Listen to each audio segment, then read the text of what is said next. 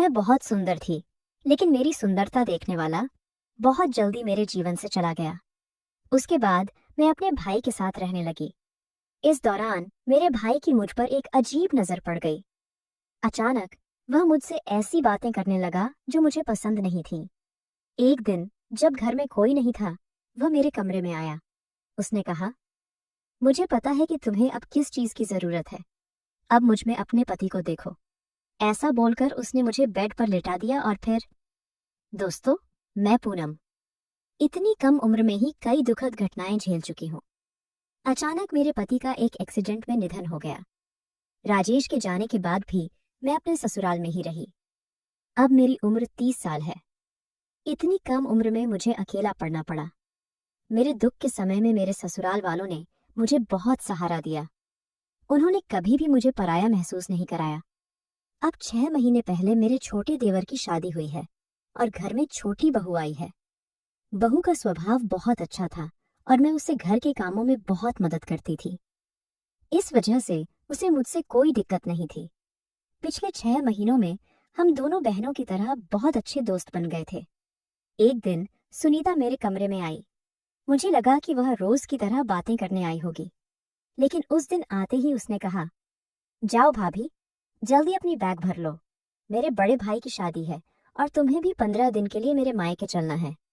सुनीता की मुझसे की गई इच्छा देखकर मुझे खुशी हुई। मैंने कहा, सुनीता, तुम मुझे अपनी बहन की तरह समझती हो, यह मुझे पता है, लेकिन इस बार थोड़ा सोच समझकर चलो। तुम्हारे मायके में शुभ कार्य होने वाला है। ऐसे समय में मुझे वहां नहीं ले जाना। मेरे जैसे महिला के लिए वहां कोई शुभकामना नहीं होगी। मैंने सुनीता को बहुत समझाया, लेकिन वह मेरी बात सुनने को तैयार नहीं थी। उसने कहा, ऐसी कोई बात नहीं, तुम बस मेरे साथ चलो। इससे मुझे भी अपने मायके में भाई की शादी में मदद करने को मिलेगा और तुम्हें भी थोड़ी राहत मिलेगी। सुनीता के 2 भाई थे। अब उसके बड़े भाई की शादी हो रही थी। मेरे सास ससुर ने भी मुझे सुनीता के साथ जाने से मना नहीं किया। उन्होंने कहा कि थोड़ी देर बाहर लोगों के बीच रहने से तुम्हें भी अच्छा लगेगा। सबके कहने पर मैंने सुनीता के साथ उसके मायके जाने का फैसला किया। जब हम वहां पहुंचे तो वहां सब लोग मुझसे हंसते हुए बात कर रहे थे। वहां सुनीता के मायके में किसी ने भी मुझे नकारात्मक तरीके से नहीं देखा। जैसे जैसे शाम होने लगी, घर में सबके चेहरों पर खुशी दिखाई देने लगी। सबकी जुबां पर एक ही नाम था, विजय। विजय सुनीता का छोटा भाई था, जो बड़े भाई की शादी के लिए दिल्ली से आ रहा था। विजय दिल्ली में पढ़ाई कर रहा था और पिछले 1 साल से घर नहीं आया था, इसलिए सबको उससे मिलने का बहुत इंतजार था। शाम को 6 बजे घर के सामने एक गाड़ी आई और सब लोग विजय विजय कहते हुए बाहर भाग गए। सबका उत्साह देखकर मैं भी विजय को देखने गई। सुनीता की शादी में मैं किसी रिश्तेदार के आगे नहीं गई थी, क्योंकि मेरे पति के निधन को कुछ ही महीने हुए थे। उस समय मैंने उसकी शादी में बस नाम के लिए ही भाग लिया था। लेकिन अब सबका उत्साह देखकर मेरे मन में भी थोड़ी उत्सुकता थी। मैं विजय को देखने गई और उसे देखकर मुझे यकीन हुआ कि वह बहुत हैंडसम है। उसकी एंट्री किसी हीरो की तरह थी। विजय जितना मॉडर्न था, उतना ही वह संस्कारी भी था। जब उसने अपने माता पिता और बहन को देखा तो उसने उन्हें नमस्कार किया। घर के लोग उसके आने की खुशी में थे और उस समय उनकी नजर उसके सामान पर नहीं गई। जैसे ही सब अंदर चले गए, मैंने विजय के बैग्स अंदर लाने का सोचा। मुझे पता था कि वो किस कमरे में है, इसलिए सीधे उसकी कमरे में गई। जब मैंने उसके सामान रखे और कमरे से बाहर आने लगी, तभी विजय अंदर आया। उसे देखकर मैंने झिझकते हुए नीचे सिर झुका लिया और वहां से जाने लगी। लेकिन अचानक विजय ने मेरा हाथ पकड़ लिया और मुझे ध्यान से देखने लगा। उसकी नजरों ने मुझे लजाते हुए खड़ा कर दिया। राजेश के जाने के बाद मैंने किसी भी पुरुष की ओर ठीक से नहीं देखा था। विजय मेरा हाथ छोड़ने को तैयार नहीं था। अंत में मैंने उसकी ओर देखा और पूछा, विजय, तुम मेरा हाथ क्यों पकड़ रहे हो? उसने मुस्कुराते हुए कहा, तुम सुनीता दीदी की बड़ी जौबाई हो ना? मैं तुम्हें शादी में एक बार देखा था। तुम्हें लज्जित होने की कोई जरूरत नहीं है। मेरे साथ बस 2 शब्द तो बोलो। घर में सब तुम्हें देखने के लिए उत्सुक हैं। क्या तुम्हें मुझसे मिलकर खुशी नहीं हुई? मैंने कहा, तुमसे मिलकर मैं बहुत खुश हूँ।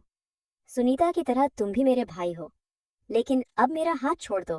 कहीं कोई देख लिया तो सब मुझे गलत समझेंगे। विजय ने मुस्कुराते हुए मेरा हाथ पकड़ा था, लेकिन मुझे यह सब सही नहीं लग रहा था। उस दिन के बाद से मैं हमेशा विजय की नजरें अपने पर महसूस करती थी।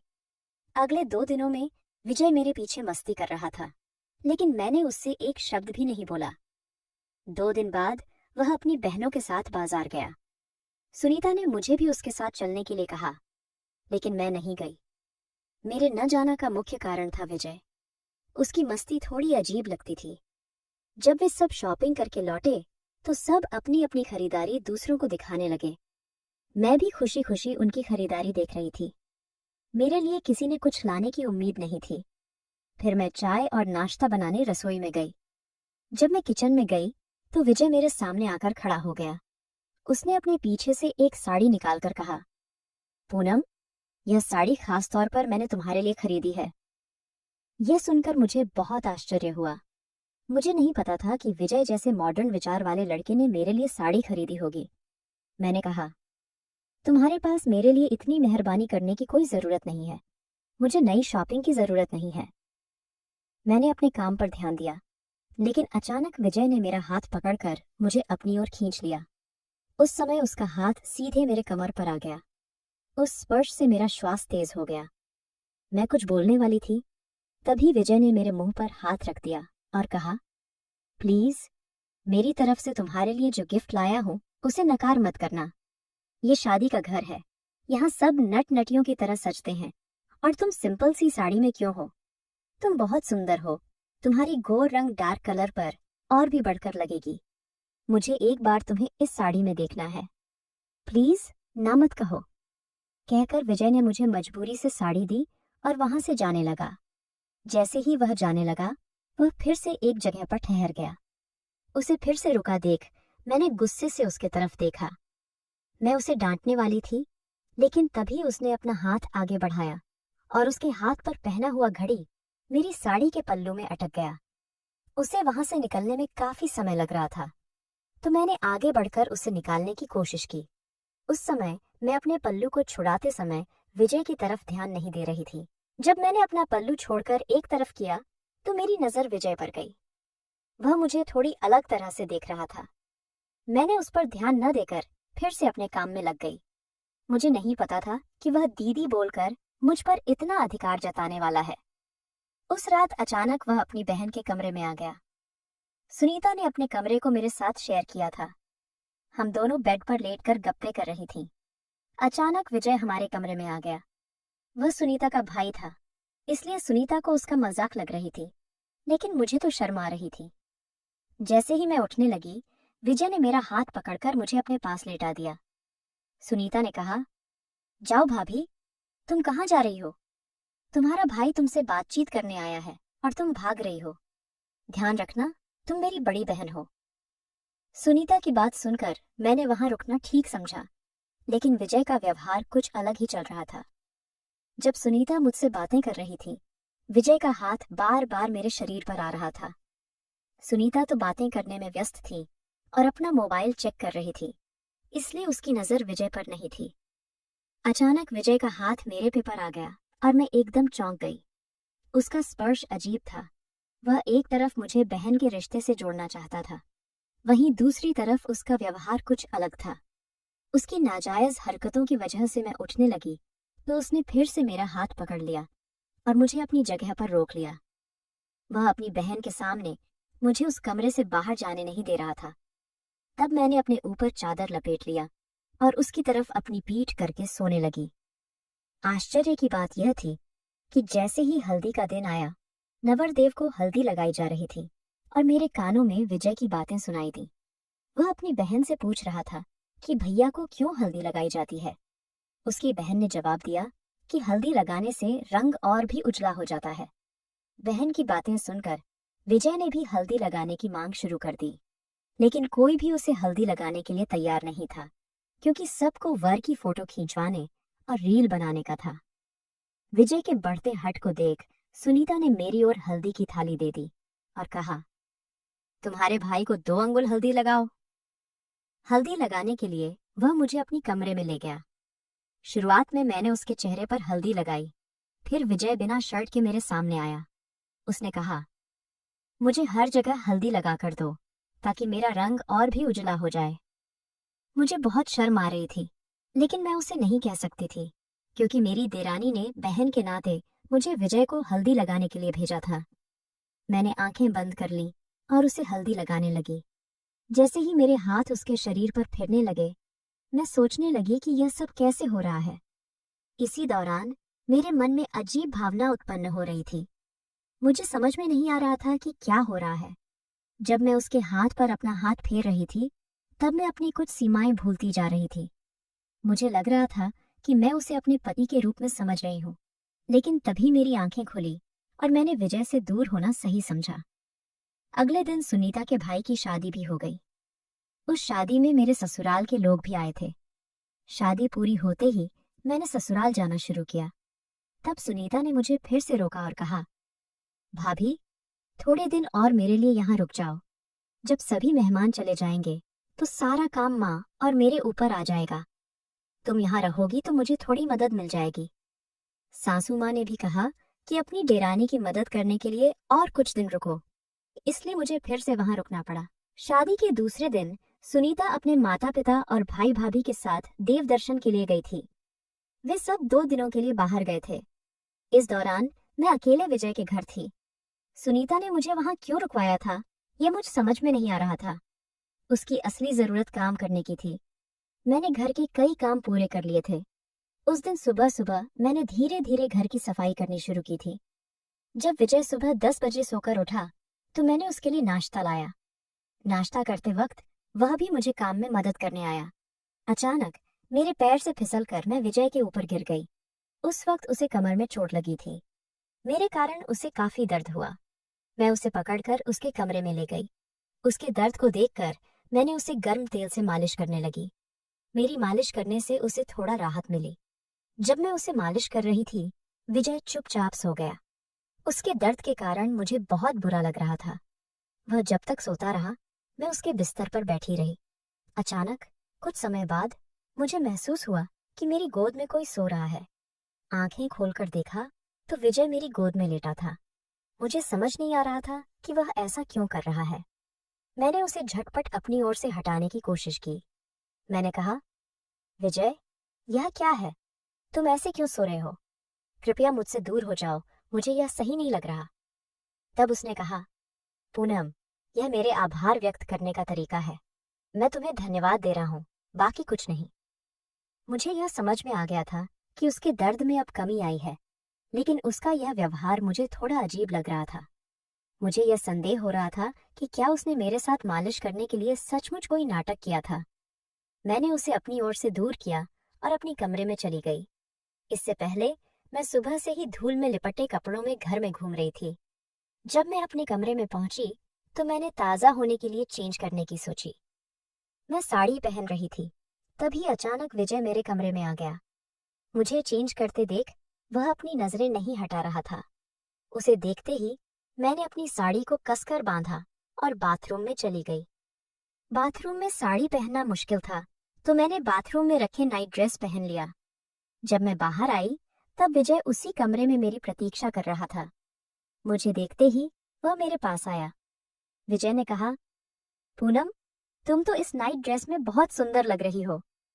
उस समय विजय ने मुझे एक अलग नजर से देखना शुरू किया और धीरे धीरे मेरे करीब आने लगा। मुझे उसकी नजर से डर लगने लगा, इसलिए मैंने 2 कदम पीछे हटते हुए कहा, विजय, अचानक तुम मेरे कमरे में क्यों आए हो? और तुम यहाँ मेरी सुंदरता की तारीफ करने आए हो या तुम्हारा कोई काम था? विजय ने कहा, काम तो कुछ नहीं था, मगर तुम्हें देखकर मैंने अपना काम भी भूल गया। पूनम, तू सच में बहुत सुंदर है। तुम्हारा इस सुंदरता का इस्तेमाल मैंने पिछले 2 साल से नहीं किया। उसके ऐसा बोलने पर मैं थोड़ी घबरा गई, लेकिन मैंने हिम्मत जुटाकर उसे डांटा। मैंने कहा, तू क्या बड़बड़ कर रहा है? तुझे आखिर कहना क्या है? विजय मुस्कुराते हुए बोला, कुछ नहीं, मैं मजाक कर रहा था। मुझे भूख लगी है। अगर तुमने खाने का थाल बढ़ा दिया होता तो मेरी भूख मिट गई होती। तुम खाना परोसती हो या मैं अपनी भूख को किसी और तरीके से मिटाऊं? विजय की इन बातों पर मैंने जोर से चिल्लाते हुए कहा, विजय, ये किस तरह की बात कर रहा है तू? फिर एक बार सॉरी बोलकर वह अपने आप को संभालने लगा। मैंने उसे खाना परोसकर वापस अपने कमरे में चली गई। उस रात विजय ने मेरे साथ वैसा कुछ किया जिसकी मैंने कभी कल्पना भी नहीं की थी। उस रात मेरे पति की याद में मैं बहुत रोई। मेरी चीख सुनने वाला कोई नहीं था। एक विधवा के लिए किसी को भी खुद का सामान समझना मुश्किल हो जाता है, और मेरे साथ भी कुछ ऐसा ही हुआ। मैंने विजय को 25 साल का समझा था, लेकिन वह थोड़ा बड़ा और शुरू से ही अलग था। विजय ने मेरे साथ जो नापसंद व्यवहार किया, उसके बाद भी मैं वहां से अपने ससुराल नहीं जा सकी। अगर मैं अचानक वहां चली जाती तो सभी मुझसे सवाल करने लगते। 2 दिन बाद सुनीता अपने पूरे परिवार के साथ देव दर्शन पर गई थी। जब वह वापस आई तो मैंने उसे धीरे से कहा कि अगले दिन सुबह सुबह हमें अपने ससुराल निकलना है। सुनीता ने इसकी मंजूरी दे दी। उस दिन रात को सुनीता ने मुझे अपनी भाभी के कमरे की सजावट के लिए वहां ले गई। मुझे सजावट के बारे में कोई जानकारी नहीं थी। नई जोड़ी की शादी की पहली रात की सजावट सुनीता ने की थी। सजावट के बाद मैं कमरे में अकेले सफाई कर रही थी। अचानक एक नई नवरी अपने कमरे में आई और उसने जोर से मेरा हाथ पकड़ लिया। वह बोली, तू अपशकुनी लड़की, मेरी कमरे में क्या कर रही है? आज मेरी शादी की पहली रात है और तू मेरी चीजों को छूकर मेरे कमरे को अपवित्र कर रही है। तुझे लाज नहीं आ रही? उसके ये शब्द सुनकर मेरी आंखों में आंसू आ गए। उसी समय विजय उस कमरे में आया। जब उस नववधू ने मुंह पर हाथ उठाने की कोशिश की तो विजय ने उसकी कलाई मजबूती से पकड़ ली और कहा, भाभी, तुम ये क्या कर रही हो? तुम किसके साथ क्या बर्ताव कर रही हो? इसका तुम्हें ध्यान तो है ना? विजय ने मेरी वजह से अपनी भाभी से बहुत बेरुखी से बात की थी। उसकी बदतमीजी सुनकर नववधू बोली, विजय, तुम्हें क्या लगता है कि मुझे तुमसे कोई फर्क नहीं पड़ा? शादी के दिन से मैं तुम्हें देख रही हूँ। तुम इस विधवा को किस नजर से देख रहे थे, मैं सब जानती हूँ। मुझे ऐसे लड़कों की बहुत अच्छी पहचान है। पूनम जैसी औरतें पिछले दरवाजे से आती हैं। तुम इस विधवा के लिए मेरे सामने इतनी बातें कर रहे हो, इससे मुझे समझ में आ रहा है कि तुम दोनों के बीच क्या रिश्ता है। उसकी बातें सुनकर मैं सोचने लगी कि क्या वाकई विजय ने मुझे किसी और नजर से देखा है। उसके व्यवहार ने मुझे बहुत परेशान कर दिया था। उसकी भाभी की बातें सुनकर विजय ने उस पर जोर से चिल्लाया। उसने कहा, भाभी, अब मेरा अंत मत देखो, बेतुकी बातें मत करो। विजय की बढ़ती आवाज घर में सभी के कानों तक पहुंच गई। तभी सब लोग उस कमरे में आ पहुंचे। सभी के सामने नई नवरी बोलने से नहीं कतराई। उसने कहा, अब 2 दिन घर वालों ने तुम्हें इस लड़के के साथ समय बिताने की पूरी आजादी दी थी। तुम अपनी दीदी के साथ मौका भुनाते हुए नजर आ रही हो।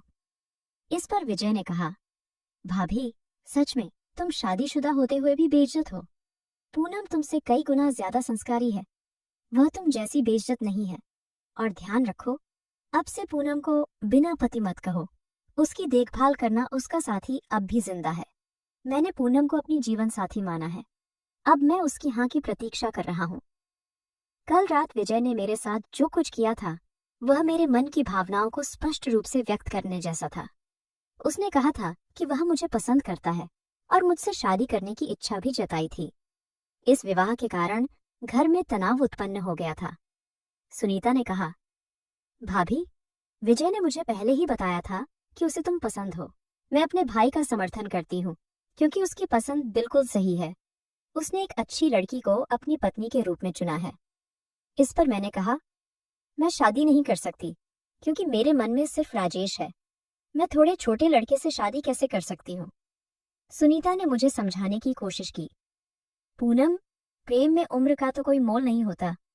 अब देखो, भाभी की इतनी कम उम्र में शादी हुई, इसमें न तुम्हारी गलती है न उनकी। जिंदगी रुकने वाली नहीं है पूनम। मुझे लगता है तुम्हें अब शादी कर लेनी चाहिए, क्योंकि अगर तुम अकेली रहोगी तो कोई न कोई पुरुष तुम पर बुरी नजर डालेगा। तुम हर पुरुष की बुरी नजर से खुद को नहीं बचा सकोगी। अगर तुम्हारे साथ कोई साथी होगा तो वह तुम्हें हर संकट से बचा लेगा। विजय तुमसे सच्चे दिल से प्यार करता है। जब से तुम घर में आई हो, विजय ने हमेशा तुम्हें हंसाने की कोशिश की है। वह हमेशा तुम्हें समझाने की कोशिश करता है कि तुम्हें भी अपनी जिंदगी जीने का हक है। उसने कभी तुम्हारे ऊपर बुरी नजर नहीं डाली। जो मस्ती वो तुम्हारे साथ करता था वह उसके प्यार का ही इजहार था। विजय ने अपने माता पिता को साफ साफ बता दिया था कि वह पूनम के अलावा किसी और से शादी नहीं करेगा। जब मैंने हाँ कहा तो उसने अगले ही दिन मुझसे शादी कर ली। उसके बाद वह मुझे लेकर दिल्ली चला गया। कुछ दिनों बाद उसके माता पिता ने उसे फोन किया और कहा कि वे हमारे पास रहने आना चाहते हैं। उसके माता पिता ने हमारी शादी को स्वीकार नहीं किया था। उन्होंने अपनी बड़ी बहू का समर्थन किया था, लेकिन कुछ ही दिनों में बड़ी बहू ने अपने सास ससुर को अपने असली स्वभाव से परिचित करवा दिया और उन्होंने उनकी देखभाल करने से मना कर दिया। तब विजय के माता पिता हमारे पास आ गए। मैंने कभी उनका तिरस्कार नहीं किया, बल्कि उन्हें अपने माता पिता की तरह ही संभालना शुरू कर दिया। आज मैं विजय के साथ सुखी जीवन जी रही हूँ। दोस्तों, सच्चे प्यार की न तो उम्र होती है और न ही रूप की।